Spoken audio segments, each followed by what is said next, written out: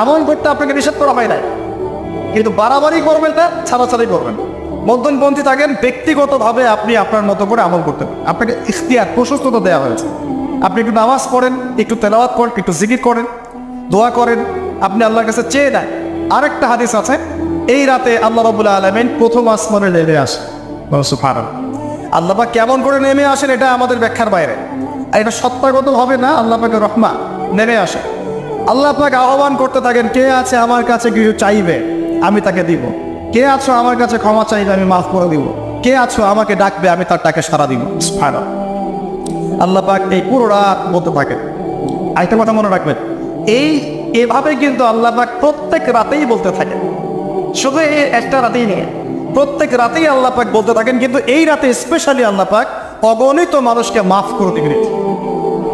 তাই আমরা আল্লাহর কাছে দোয়া করি, আল্লাহ পাক